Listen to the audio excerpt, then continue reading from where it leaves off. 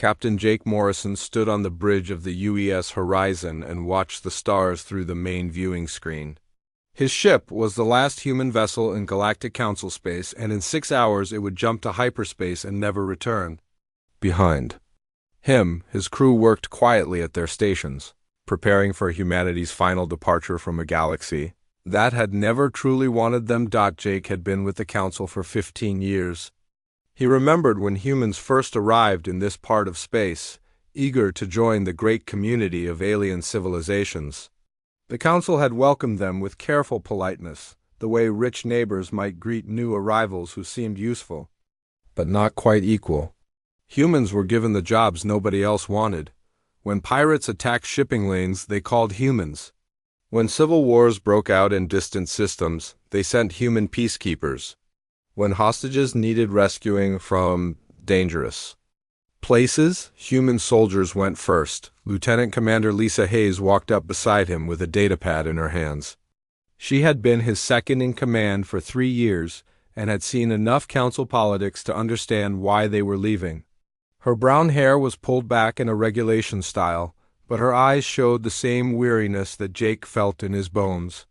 "All human stations have been evacuated, sir," she said quietly. "The last transport left Kepler Station 2 hours ago. We're officially the only humans left in Council space." Jake nodded and took the datapad from her. The numbers told a story that made his chest tight with old anger. In 30 years, humans had fought in 47 conflicts for the Council. They had rescued over 10,000 hostages, stopped dozens of wars before they could spread, and died by the thousands to keep peace in a galaxy that treated them like hired help. The Council species talked about honor and dignity. While sending humans to do their dirty work, the bridge door opened and Admiral Greg Patterson entered. He was a tall man with gray hair and scars on his hands from his early days as a Marine. Greg had commanded human forces in Council space longer than anyone else and had seen every type of alien politics and betrayal. He walked with the steady pace of someone who had made hard decisions and lived with them. "The Council is requesting a final meeting," Greg said as he stopped next to Jake and Lisa. "They want to discuss our departure and see if there's any way to change our minds." Jake almost laughed but caught himself. "After what happened with the Alterian crisis, they still think we might stay." The Alterian crisis had been the final straw. When the Alterian homeworld erupted in civil war 6 months ago, the Council had voted to send human peacekeepers while keeping their own fleets safely away from the fighting. 3,000 human soldiers had died trying to stop a war between aliens who hated each other more than they valued peace. The Council had praised human sacrifice while making sure their own people stayed safe. Lisa shook her head and looked at the datapad again. The Kovani delegate sent a message saying that humans are being emotional and that we'll regret this decision. "He thinks we're throwing a tantrum." Greg's face hardened. "Emotional. They call us emotional when we refuse to keep dying for people who see us as expendable." Jake turned away from the viewing screen and faced his senior officers. Around them, the bridge crew continued their work, but he knew they were listening. These were good people who had served the Council faithfully and received little recognition for their efforts. They deserved to know why they were leaving everything behind. 30 years ago, humanity thought joining the Galactic Council would be the greatest moment in our history, Jake said. "We thought we would learn from ancient civilizations and contribute to something bigger than ourselves. Instead, we became the galaxy's problem solvers. Every time there was trouble too dangerous for Council species to handle, they sent humans." He walked to the tactical display and brought up a map of Council space. Red dots marked locations where humans had fought and died over the past 3 decades. There were so many red dots that some systems looked like they were bleeding. "We saved the Zenthran Collective from slave uprisings. We stopped the merchant wars from spreading to core systems. We hunted pirates in the Void Nebula where Council ships wouldn't go. We mediated blood feuds between warrior clans that had been fighting for centuries. And every time we succeeded, the Council took the credit and gave us new problems to solve." Lisa pulled up another display showing casualty reports. Human losses in Council service: 47,000 dead, 112,000. Wounded. Council losses in the same conflicts, less than 3,000 total. The numbers hung in the air like an accusation. Jake had known the statistics, but seeing them displayed so clearly still made him angry. The galaxy had been at peace for decades because humans had died to keep it that way. But the history books would remember the wisdom of council diplomats, not the sacrifice of human soldiers. Admiral Patterson stepped forward and activated the ship's communication system. All human vessels, this is Admiral Patterson. We are beginning final departure protocols. In 5 hours, humanity's time in council space will end. We leave not in anger but in recognition that we deserve better than being the galaxy's expendable workforce. Jake watched as acknowledgments came in from the few remaining human ships scattered across nearby systems. Transport vessels carrying the last evacuees, cargo ships loaded with personal belongings, and a handful of military escorts that would make sure everyone got out safely. It was a small fleet compared to the massive armadas of the council species. But it represented something important, the decision to choose. Dignity over utility. The communication board lit up with incoming messages from council representatives.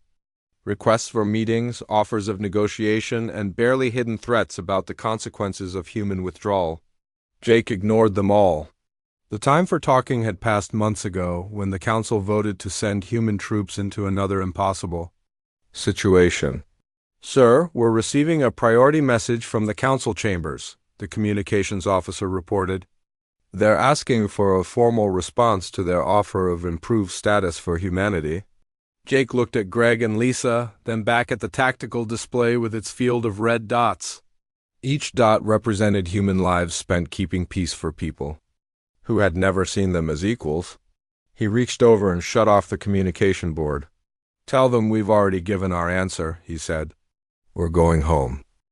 3 months after the last human ship left council space, Admiral Zephyros of the Aquilian Navy received an emergency transmission that made his blood run cold.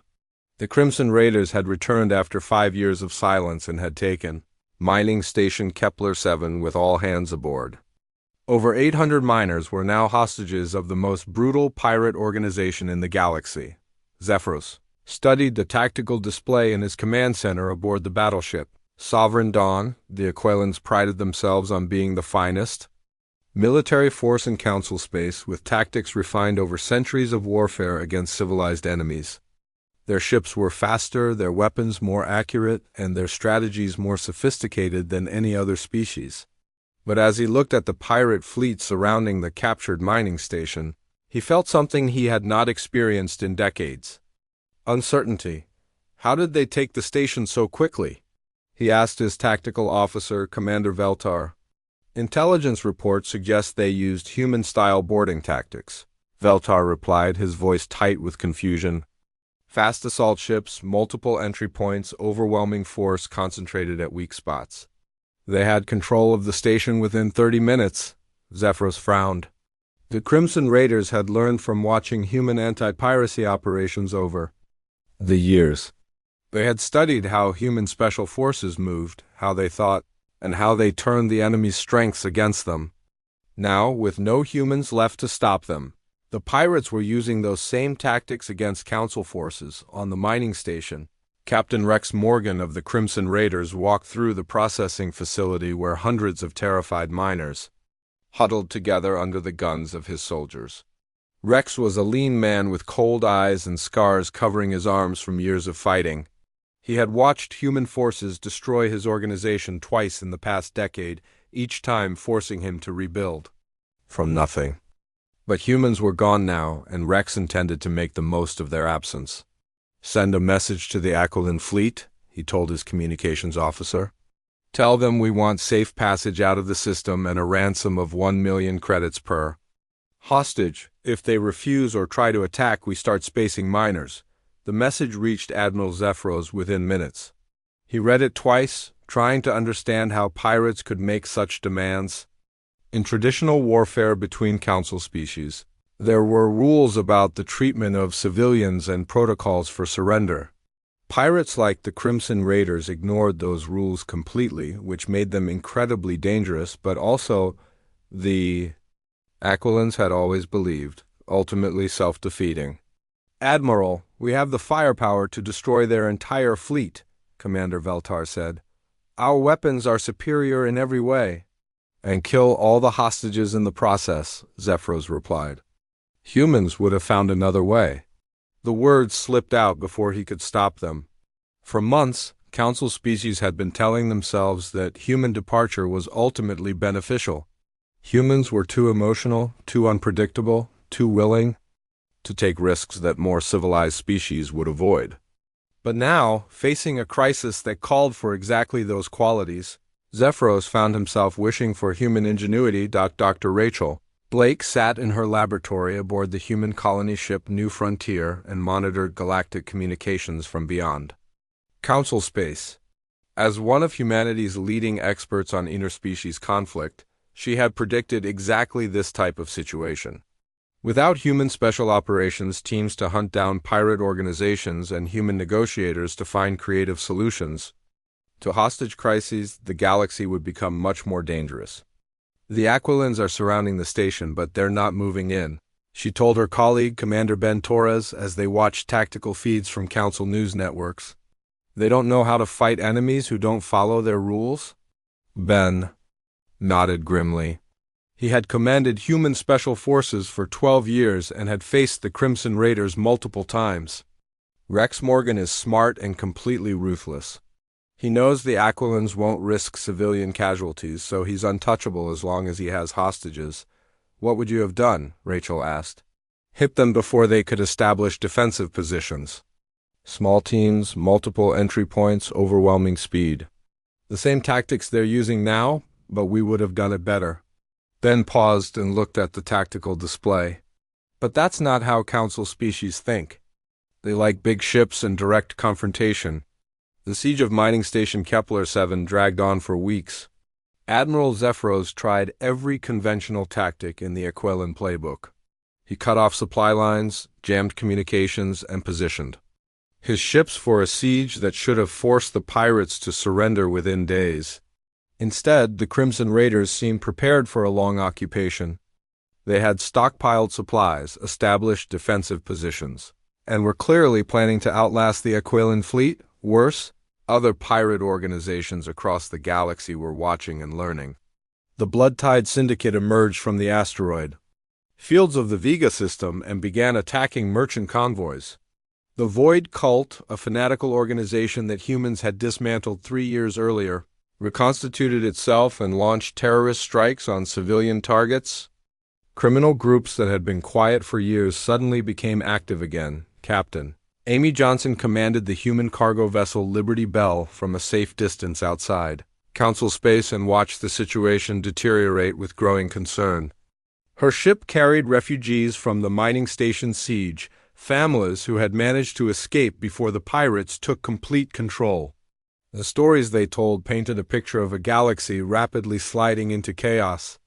"The Council doesn't understand what they're dealing with," said Maria Santos, a mining engineer who had escaped from Kepler-7 during the initial attack. "These pirates aren't like the political enemies they're used to fighting. They don't want territory or recognition. They just want to destroy things and get rich doing it." Amy nodded and studied the refugee reports on her datapad. In just 3 months since humanity's departure, piracy had increased by 60% across Council space. Trade routes that had been safe for decades were now too dangerous for civilian traffic. Insurance rates for interstellar shipping had tripled. The careful economic balance that had maintained prosperity in the galaxy was beginning to collapse. On mining station Kepler-7, Rex Morgan watched Admiral Zephyros' fleet with growing confidence. The Aquilans had superior technology and more ships, but they were predictable. They moved according to ancient tactical doctrines that pirates had learned to exploit. Every few days they would probe the station's defenses or attempt some form of negotiation, but they never did anything truly unexpected. "The Admiral is requesting another parley," Rex's communications officer reported. "Tell him the price has gone up," Rex replied with a cold smile. 2 million credits per hostage now. And we want the location of 3 major shipping routes removed from Aquilan patrol schedules. The message infuriated Admiral Zephyros, but he had no good options. His superiors in the council were demanding results, but every conventional approach had failed. The pirates were using the station's own defensive systems against his ships, and any direct assault would result in massive civilian casualties. For the first time in his career, Zephyros found himself completely outmaneuvered by an enemy he should have been able to crush. The crisis reached its breaking point when the station's life support systems began failing under the strain of supporting so many extra people. The Crimson Raiders had not anticipated the logistical challenges of holding hundreds of hostages for weeks. Air recycling systems were overloaded, food supplies were running low, and waste disposal was becoming a health hazard. Rex Morgan faced a choice: release some hostages to ease the pressure on life support, or accelerate his timeline and make his escape before the situation became unmanageable. He chose a third option that demonstrated exactly why pirates were so dangerous to civilized societies. Execute 50 hostages and space their bodies where the Aquilans can see them, he ordered. Tell Admiral Zephyros that 50 more will die every day until he meets our demands. The brutal message reached the Aquilan fleet within hours. Admiral Zephyros stared at the tactical display showing the bodies of innocent miners floating in space near the station. His hands shook with rage and frustration as he realized that his enemy was willing to commit atrocities that no civilized military could match. 2 days later, Rex Morgan and his pirates escaped from mining station Kepler 7, taking 300 surviving hostages with them to sell in the slave markets of the Outer Rim. The Aquilan fleet, built for honorable warfare between civilized species, could only watch as their enemies disappeared into hyperspace with their human cargo. Admiral Zephyros sat alone in his command center after the pirates had gone and tried to understand what had happened. His fleet was intact, his ships undamaged, and by traditional military standards the engagement had been inconclusive. But over 500 innocent people were dead or enslaved, and the most dangerous pirate organization in the galaxy had scored a complete victory against the Council's finest military force. For the first time since humanity's departure, a Council leader began to understand exactly what the galaxy had lost. The escape of the Crimson Raiders from mining station Kepler 7 sent a message across the galaxy that no Council leader wanted to acknowledge. The age of human protection was over, and the predators were returning. Within weeks of Rex Morgan's successful raid, criminal organizations that had been dormant for years began emerging from the dark corners of space like insects, crawling out after a long winter. Commander Sarah Mitchell stood on the observation deck of the human research vessel New Horizons and watched a Council convoy struggle through the dangerous Centauri corridor. 3 Corvani freighters moved in tight formation while a single Aquilan destroyer provided escort, but their formation was all wrong for dealing with the type of threats that now plagued the shipping lanes. Sarah had commanded convoy escorts for 8 years before humanity's departure, and she could see disaster approaching from light years away. "They're bunching up too tight," she told Dr. Maria Santos, who was documenting the collapse of Council. "Security protocols. Pirates will hit them from multiple angles and they won't have room to maneuver." Maria adjusted her recording equipment and watched the convoy's progress on her tactical display. As humanity's leading expert on interstellar crime, she had predicted this exact scenario months ago. Without human patrol ships providing security and human intelligence networks tracking criminal movements, the galaxy's shipping lanes had become hunting grounds for every pirate and raider with a ship and a weapon.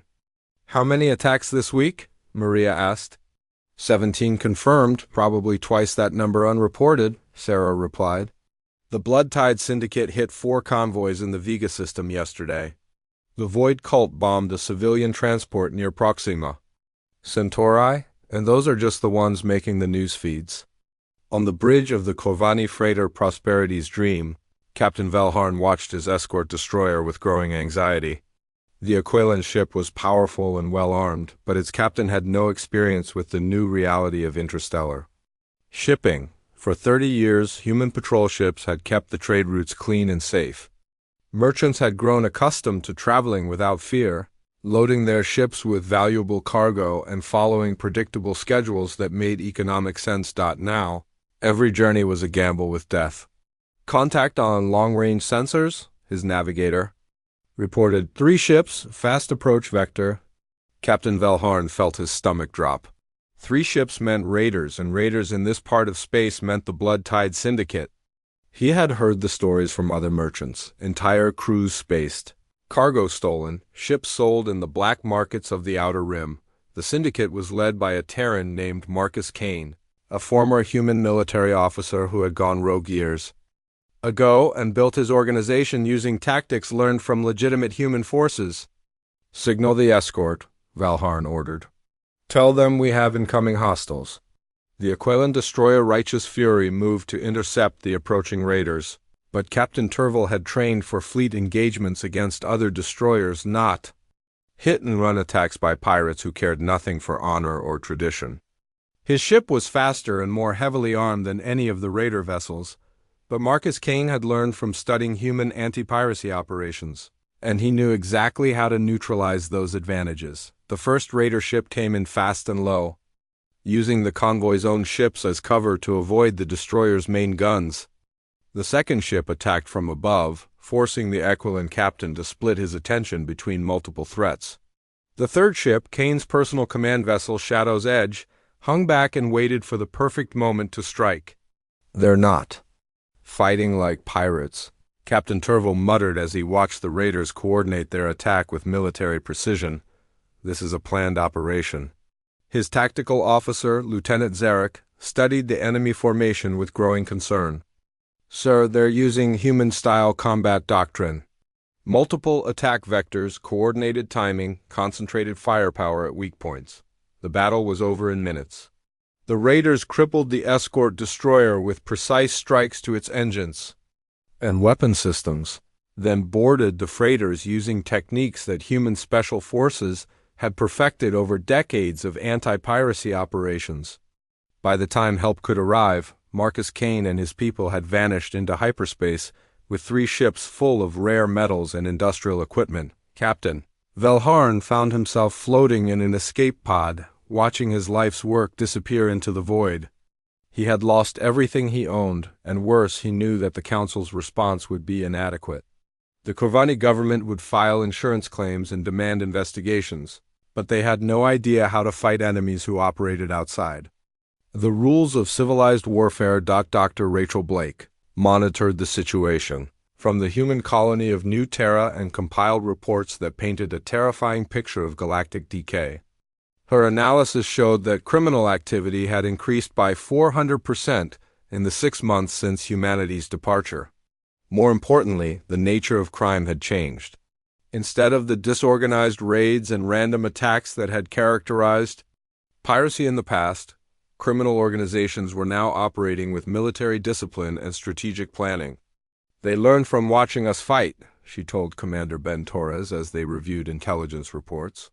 Every technique we used to hunt pirates, they're now using against the Council species. Ben studied tactical footage from the latest blood-tide attack and shook his head grimly. Marcus Kane was one of ours. He served with distinction for 12 years before he went rogue. He knows exactly how human forces operate, and he's teaching those methods to every criminal organization in the galaxy. The implications were staggering. For 30 years, humans had developed and refined techniques for dealing with asymmetric threats. They had learned to think like criminals in order to catch them, to anticipate unconventional tactics, and to respond with overwhelming speed and violence when necessary. Now, with humans gone, the criminals were using those same techniques against enemies who had never learned to defend against them. On the industrial world of Kepler Prime, Administrator Genevieve of the Zenthran Collective watched security feeds. That showed her worst nightmares coming true. Slave uprisings were erupting across 3 continents, and unlike the spontaneous revolts of the past, these rebellions were coordinated and well supplied. Someone was arming the slaves with modern weapons and teaching them military tactics. How many dead? She asked her security chief.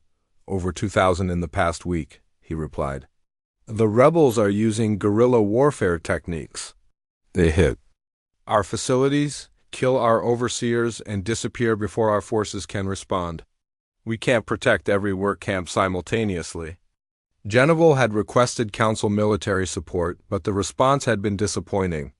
The Corvani sent a battalion of peacekeepers trained for crowd control, not counterinsurgency operations. The Aquilans offered orbital bombardment, which would kill more slaves than rebels and accomplish nothing useful.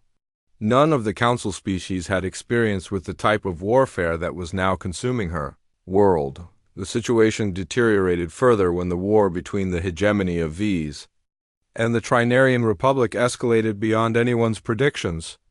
What had started as a border dispute over mining rights had exploded into full-scale warfare that was spreading to neighboring systems.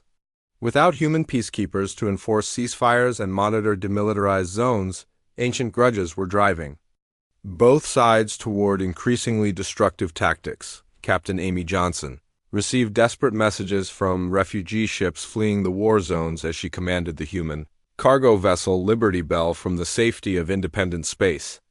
The stories the refugees told were heartbreaking. Entire planets evacuated, civilian populations caught between armies that no longer distinguished between combatants and innocents, and a complete breakdown of the diplomatic protocols that had prevented such conflicts for centuries.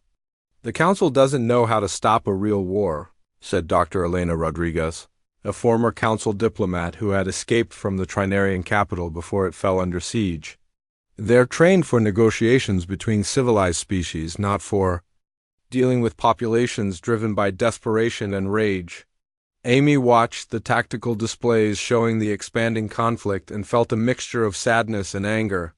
Humanity had spent 3 decades preventing exactly this type of escalation, mediating disputes before they could become wars, and sacrificing their own people to maintain peace in a galaxy that had never appreciated their efforts. Now, with humans gone, the carefully maintained balance was collapsing into chaos. The breaking point came when the Void Cult, the fanatical organization that humans had dismantled 3 years earlier, successfully destroyed a passenger liner traveling between Council core worlds. The attack killed over 1,500 civilians and sent shockwaves through species that had lived in peace for centuries. The cult's message was simple: the galaxy's protectors were gone, and no one was safe anymore. Council emergency sessions convened on every major world, but the debates revealed how unprepared the galaxy's leaders were for the new reality. The Corvani proposed economic sanctions against systems that harbored criminals, as if pirates cared about trade agreements. The Aquilans wanted to militarize all shipping lanes, but they lacked the ships and personnel to patrol even a fraction of the threatened routes. 1 year after humanity's departure from Council space, the galaxy burned with conflicts that no one seemed able to stop. Admiral Zephyros stood in the Council chambers on the capital world of Corvani Prime and listened to reports that grew worse each day. The Great Trade War had erupted when the merchant guilds of Proxima clashed with the industrial cartels of Tau Ceti, and what began as an economic dispute had transformed into armed conflict spanning dozens of star systems. Casualties are approaching 100,000 across all affected systems, reported Councillor Vexhai, his normally calm voice tight with strain. Refugee ships are overwhelming our relief stations, and we have reports of starvation on 17 worlds where trade has completely broken down. Zephyros studied the tactical display showing the expanding zone of conflict. Red markers indicated active battle zones, yellow showed systems under threat, and blue represented the shrinking areas where Council authorities still maintained some semblance of order. The pattern was clear. Without human mediators to find compromise solutions, every dispute was escalating into violence. "What about the Alterian situation?" asked Councillor Talver of the Zilithian delegation. The question hung in the air like an accusation. The Alterian Civil War, the conflict that had driven humans to their breaking point, had now spread to 17 star systems and showed no signs of ending. What had started as a political dispute between 2 factions on a single world had metastasized into a sector-wide catastrophe that threatened the stability of the entire galactic rim. "The Alterian loyalists control the homeworld, but barely," Zephyros replied. The separatist faction has established bases in 6 neighboring systems and is recruiting mercenaries from criminal organizations. Our peacekeeping forces have been ineffective. The word ineffective was a diplomatic way of saying that Council forces had suffered humiliating defeats every time they tried to intervene in the Altarian conflict. Traditional military doctrine, designed for warfare between civilized species that followed established rules, proved useless against enemies who treated civilians as legitimate targets and used suicide attacks as standard tactics. Chief Science Officer Daniel Parker monitored Council communications from his position aboard the human exploration vessel Endeavour, far beyond the reach of galactic politics. His analysis of intercepted transmissions revealed the true scope of the crisis that Council leaders were trying to hide from their own populations. The elegant civilization that had maintained peace for millennia was collapsing under the weight of conflicts it no longer knew how to resolve. Trade volume has dropped by 60% in the past 6 months, he reported to Captain Steve Morgan during their weekly briefing. Insurance rates for interstellar shipping have increased by 800%. Some routes have been completely abandoned because no company will risk their ships. Steve looked at the economic data with a mixture of sadness and bitter satisfaction. He had commanded human escort ships for 15 years, protecting merchant convoys and keeping the trade routes safe. The work had been dangerous and thankless, with human crews dying to protect alien cargo while Council species took credit for maintaining galactic prosperity. How are the refugee camps?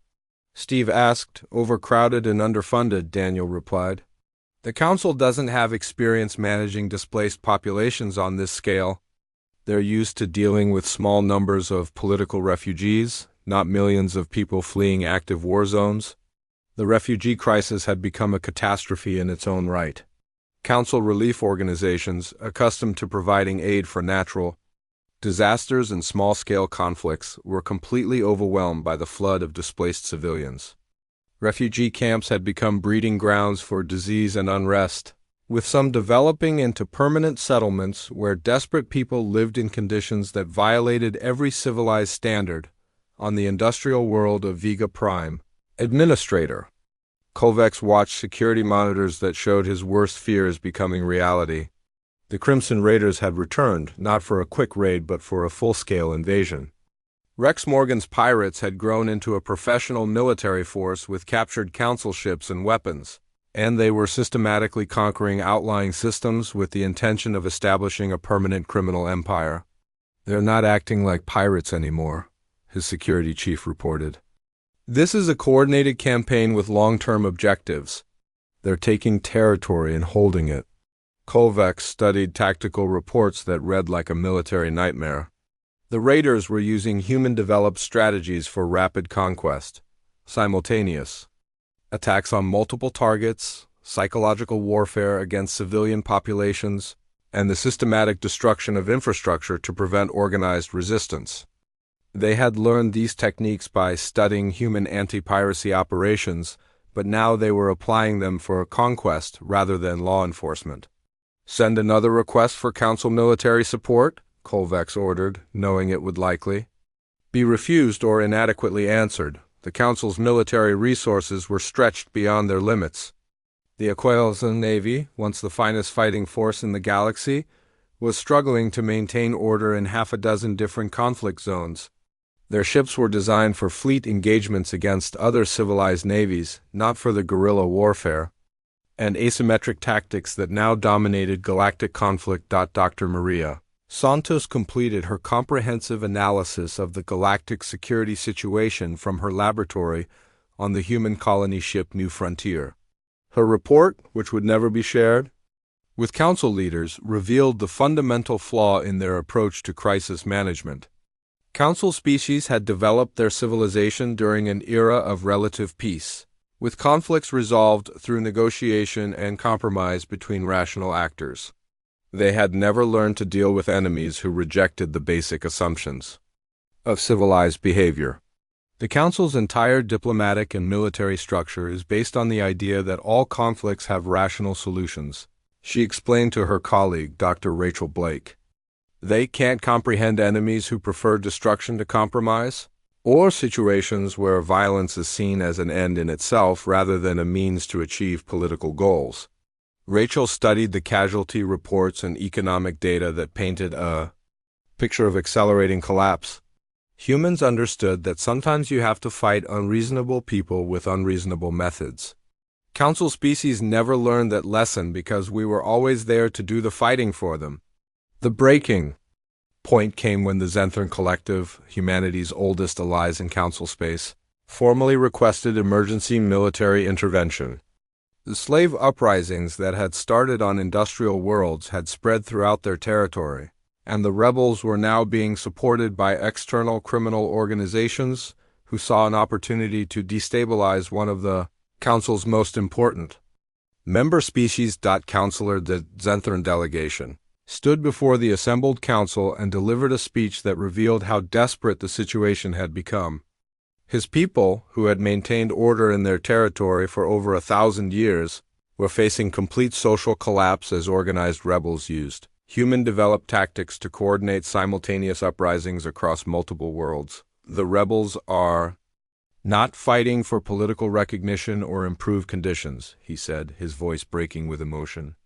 They are being supplied and trained by criminal organizations whose only goal is chaos. This is not a civil rights movement. This is an attempt to destroy our civilization. The Council voted to authorize their largest military operation in 5 centuries. Fleets from 6 different species would converge on Zenthran space in an attempt to suppress the uprisings and restore order. But even as the ships assembled, everyone involved knew they were attempting something that humans had done routinely with a fraction of the resources. Admiral Zephyros commanded the combined fleet from his flagship Sovereign Dawn and tried to project confidence he did not feel. His force included over 300 warships and 50,000 troops, representing the largest council military operation since the ancient Corvani-Zalithian Wars. On paper, it should have been more than sufficient to handle a slave uprising. Regardless of external support, but Admiral Zephyros had studied human military doctrine during his years of cooperation with human forces, and he understood the fundamental difference between conventional warfare and counterinsurgency operations. His massive fleet was designed to fight other fleets in space, not to hunt down small groups of rebels, who hid among civilian populations and struck at unexpected times and places. Intelligence reports suggest the rebels are using human-style cell structures, his tactical officer reported during the fleet's approach to Zenthran space. Small independent groups with minimal communication between them. Even if we capture their leaders, the other cells will continue operating. Zephyros nodded grimly. Humans had developed these organizational techniques over decades of fighting similar enemies, and they had learned through bitter experience how to counter them. Council species had no such experience, and their traditional approach of concentrating force against clearly defined targets would be useless against an enemy that had no clear leadership structure or fixed positions. The operation began with orbital bombardments of known rebel strongholds. The Council's massive intervention in Zenthran space became a disaster that exposed every weakness in their approach to modern warfare. Admiral Zephyros watched from his command ship as 300 vessels struggled to contain an enemy that refused to fight according to civilized rules. The rebels used human-developed guerrilla tactics, striking at supply lines and disappearing into civilian populations before Council forces could respond. After 6 months of fighting, the uprising had spread to 12 more worlds, and the death toll had reached 500,000. Captain Steve Morgan monitored the situation from the human settlement of New Terra, located safely beyond the reach of galactic politics. His former colleague, Admiral Zephyros, had sent him an encrypted message that arrived through carefully hidden communication channels. The proud Aquilan officer who had once dismissed human contributions now admitted what no council leader wanted to acknowledge. They needed humanity back. "We made a mistake," the message read. "The galaxy is falling apart without you. Would humanity consider returning under better terms?" Steve stared at the transmission for a long time before deleting it without sending a reply. The request came too late and missed the fundamental point. Humanity had not left because of poor working conditions or inadequate pay. They had left because the Council treated them as tools rather than equals, using human lives to solve problems while denying humans any meaningful voice in galactic affairs. Dr. Susan Wright published her comprehensive analysis of the galactic crisis from her research station on New Terra. Her report, titled The Collapse of Council Authority, A Study in Institutional Failure, became required reading for human political leaders and military commanders. The document revealed how the Council's civilization, despite its age and apparent sophistication, had become completely dependent on human problem-solving abilities without developing those capabilities themselves. The Council species spent centuries believing that wisdom came from age and that newer civilizations had nothing to teach them, Susan wrote. They hired humans to handle their difficult problems, but never tried to understand how humans approach those problems differently. When humans left, the Council discovered they had learned nothing from 30 years of cooperation. The report included detailed statistics that painted a stark picture of galactic decay. Piracy had increased by 600% since humanity's departure. Trade volumes had collapsed to levels not seen in 3 centuries. Refugee populations had grown to over 50 million displaced persons across Council space. Most damaging of all, warfare between Council member species had erupted for the first time in over 1,000 years. Commander Alex Carter stood before the assembled leadership of the human colonies and delivered a briefing that would determine humanity's response to the Council's increasingly desperate requests for assistance. As the elected representative of human settlements beyond Council space, Alex had the authority to speak for nearly 20 million humans who had chosen independence over servitude. "They're asking us to return as peacekeepers and problem solvers," he said, displaying the latest Council communications. "They offer improved status, better working conditions, and formal recognition of human contributions to galactic security." The human leaders listened in silence as Alex read through offers that would have seemed generous 2 years ago. The Council promised seats on important committees, increased funding for human colonies, and official acknowledgement of human sacrifices in previous conflicts. But the assembled delegates understood what the Council did not. These offers addressed symptoms, rather than the fundamental problem. "They still see us as useful tools," said Dr. Rachel Blake, who had returned from the research ship New Horizon to participate in the discussion. "They want us to fix their problems, but they don't want us as true partners in making decisions that affect the entire galaxy." The human colonies had thrived during their year of independence, free from the constant demands of Council crisis management. Human explorers had discovered new worlds and established trade relationships with species beyond Council space. Human scientists had developed technologies that the Council's conservative research establishment had refused to pursue. Human diplomats had negotiated treaties with independent worlds that created a growing network of allies and trading partners. Captain Jake Morrison, now commanding the exploration vessel New Dawn, reported on humanity's expanding influence beyond the galactic rim. "We've made contact with 17 species that have no relationship with the Council," he told the Assembly. 3 of them are technologically advanced enough to offer mutual defense treaties. The Alloy Federation wants to establish joint research projects. The Kepler Alliance is interested in human peacekeeping techniques, but as partners, not employers. The contrast was striking. Beyond Council space, humans were treated as equals by species that valued their unique capabilities without taking them for granted. These new allies understood that cooperation required mutual respect and shared decision-making authority. The Council, despite its desperation, still offered only improved working conditions for what they saw as hired help. Dr. Maria Santos presented her analysis of the Council's military failures, with particular focus on the ongoing disaster in Zenthran space. "They're using conventional army tactics against guerrilla fighters," she explained. "Their commanders are trained for battles between organized fleets, not for hunting small groups of rebels who hide among civilian populations. Every mistake they make creates more enemies and spreads the conflict to new areas." The human delegates studied tactical reports that showed Council forces struggling with problems that human special operations teams had solved routinely. The rebels were using tactics learned from observing human counterinsurgency operations. But the Council had never bothered to study those same techniques. They had relied on humans to handle such problems without learning how to handle them themselves. Could we help them if we wanted to? Asked Admiral Greg Patterson, who had commanded human forces in Council space before the Exodus. Of course, Maria replied.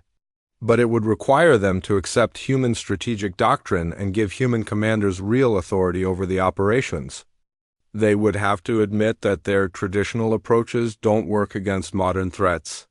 The discussion continued for hours as human leaders weighed the moral implications of watching the Council's civilization collapse against the practical reality that returning would likely restore the same unequal relationship that had driven them away. Some delegates argued that humanity had a responsibility to prevent the suffering that was spreading across Council space. Others pointed out that accepting the Council's offers would validate their belief that humans existed to solve other species' problems. The debate ended when a new message arrived from the Council chambers. The transmission, sent by Counselor LateHFY himself, contained an offer that revealed just how desperate the situation had become. The Council was prepared to grant humans full membership with voting rights equal to the founding species. They offered joint command authority over military operations and guaranteed representation on all major policy committees. 2 years ago, this would have been everything we wanted, Alex said as he finished reading the message. Full equality, real partnership, recognition as a major galactic power. The assembly fell silent as the implications sank in. The Council was finally offering what humans had always deserved, but the offer came only after their civilization was crumbling and they had no other options. It was the recognition of equals offered by people who were drowning and needed rescue. The problem, said Dr. Susan Wright, is that we've moved beyond needing their approval. We've built something better out here. Commander Ben Torres, who had spent 15 years fighting the Council's wars, stood and addressed the assembly with the voice of someone who had seen too much conflict. They're not offering us partnership because they finally understand our worth. They're offering it because they're desperate. The moment their crisis ends, they'll go back to treating us as convenient tools. The vote, when it came, was not close. By a margin of nearly 3-1, the human colonies rejected the Council's offer. The decision was not made from spite or revenge, but from the hard-earned wisdom that some relationships cannot be repaired once fundamental trust has been broken. Alex Carter composed the reply that would be sent to Council space. Humanity appreciates the Council's offer and recognizes the difficulties you face. However, we have chosen a different path. We wish you success in resolving your conflicts and hope that you will learn to solve your own problems as we have learned to solve ours. The message was polite but final. Humanity had closed the door on their past as the galaxy's problem solvers and opened a new chapter as independent explorers and builders. The Council, faced with crises they no longer knew how to handle, would have to learn the hard lessons that humanity had mastered through decades of sacrifice. As the Council delegation departed from the edge of human space, they carried with them the knowledge that the galaxy had fundamentally changed. The species they had once dismissed as useful but inferior had evolved beyond the need for Council approval or recognition.